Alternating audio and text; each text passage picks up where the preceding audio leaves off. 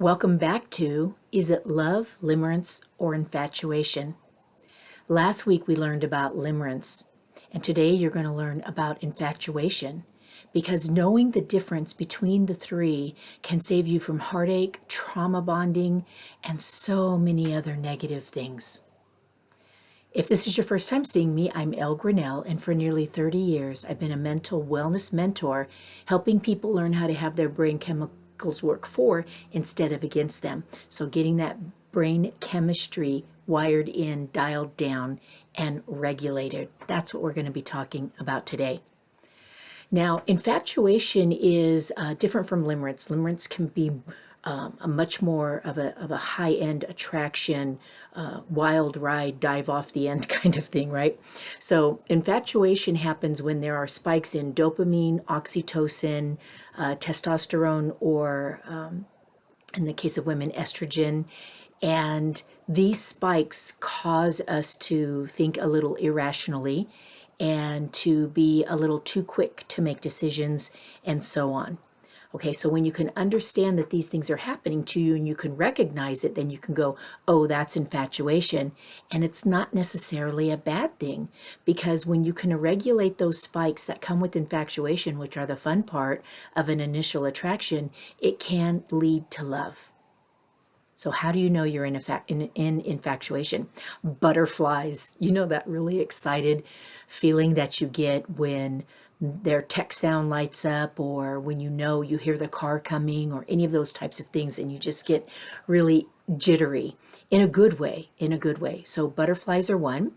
Another, be mindful of this one, minimizing red flags. So you're early on in the relationship and you're so enamored with them, infatuated, that they have quirks about them that normally would be unacceptable, but you're thinking, if you're a woman, you're thinking, I can fix that. And you're thinking that it's just a fluke, or maybe they're just hungry, or those types of things that under normal circumstances you wouldn't do, right? So butterflies, minimizing red flags, almost being juvenile in your decision making, right? So no real rational thoughts like how you normally would go about making decisions. Okay, so you want to really be careful when you're in infatuation that you don't make big decisions.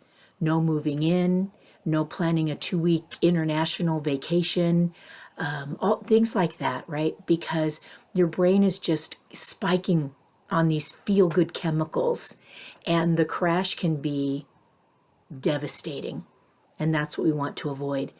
Now, the other thing that's really important is watch out that you're not collapsing your time to be with this person, meaning that you're giving up who you are, what you do, and what you like to spend more time with this person. You're not spending as much time with your friends. You're not doing those hobbies and things that you love to do, how you like to spend your time, and you're just waiting to make time with them for them. Okay. Why? Because when you lose yourself in infatuation, it's hard to find love, because you've forgotten who you are and you're presenting to that other person somebody who's not you. And when they find out who you are, it's not a bad thing, but they may have fallen in love with that person that you modeled to make them happy. I hope you're following me on all of this, because it's so important. I want you to have lasting love. Okay, so now what? In part 1, we learned about emotional regulation and why that's important. Now, in infatuation, you can go a little deeper. So number 1 is define how you're feeling. Step back and go, where am I? Is this limerence? Is this infatuation? Or is this the beginning of love? Just taking a step back and looking at it without the rose-colored lenses can make a big difference. Okay, so step back, and then I already talked about keeping your boundaries the way you are, living your life, keeping a lot of your regular semblance in the way that you do things is super important, because it's going to allow that person to know who you are, what you do, what lights you up. And the other thing is, when you're doing these types of things, remember that they might not be interested in those things, and that's okay. Because what leads to love is finding out what you both, like to do and what you don't like to do. And that's okay, because it's important when you are a couple to have your separate time as well. And then lastly, remember, like I mentioned, during this time of limerence and especially infatuation, you've got a lot of chemical spikes going on. And it's kind of like you're a teenager again. And it's kind of like you're a teenager with a learner's permit that's just ready to hit the ground running. Okay, so watch out for obsession. You want to stay in stability. And integration, that's the word I'm looking for. You want to keep your personal, integrity intact. So that being said, if you're ready to choose integrity over obsession, I'm here to help.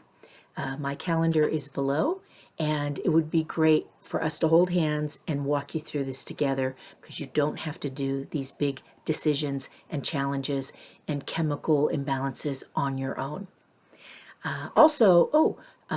Like, subscribe, share, follow, all of that fun stuff. And I'm also on Instagram and Substack. If you would follow me there as well, that would be fabulous. So until I see you again, stay happy, healthy, and harmonious. And remember, I'm looking forward to being on this journey with you. Yay.